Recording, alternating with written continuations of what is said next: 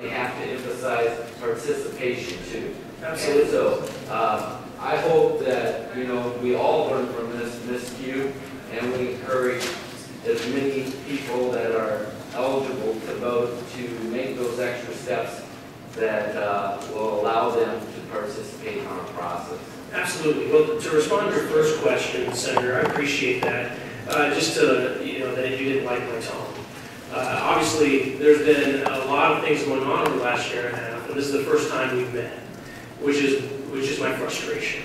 But secondly, on participation, I agree 100%. That's why we have our Rock Iowa program. That we're the first state to join with Rock the Vote and create a program trying to get young kids interested in voting in our Honor Veteran program. And I can tell you about those another time. But the fact of the matter is this. I agree with you 100%. We need to make sure that if somebody's eligible to vote, that they're able.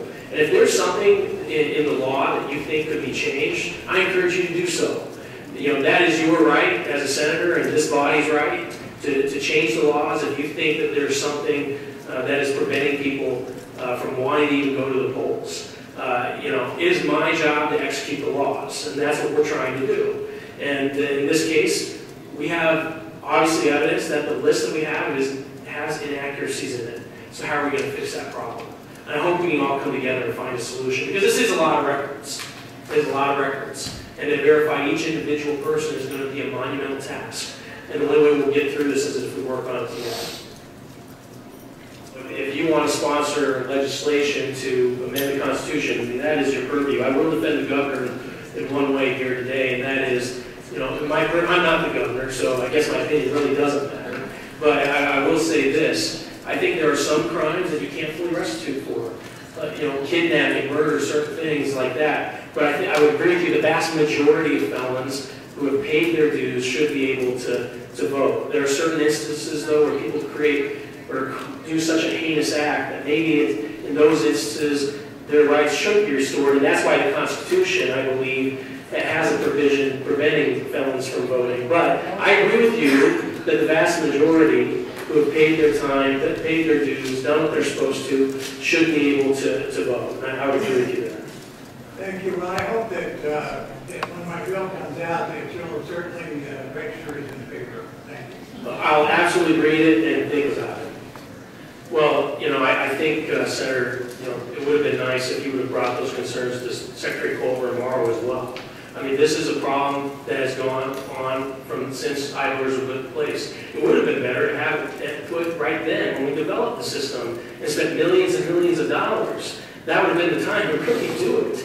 And unfortunately, I've had to inherit this problem, and we may disagree on whether or not I should spend money, how the money, on DCI investigations, and that's a fair point for you to bring up, and we can have a disagreement. But at the end of the day, I never saw you pull in Secretary Colbert or Secretary Morrow to discuss that same issue. Now, we're dealing with it now, and we can throw missiles at one another all day long, but hopefully we can all sit down and agree that there's a problem, that we need to fix it. And even if we would have had an electronic system for these to be entered, it still would have been wrong information, because somebody's name would have been given to us inaccurately, so it wouldn't have fixed the problem.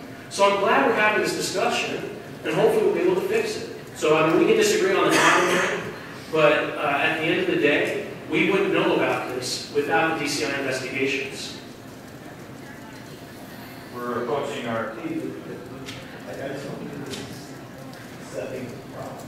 Well, this is a case where you and I are just going to have to disagree.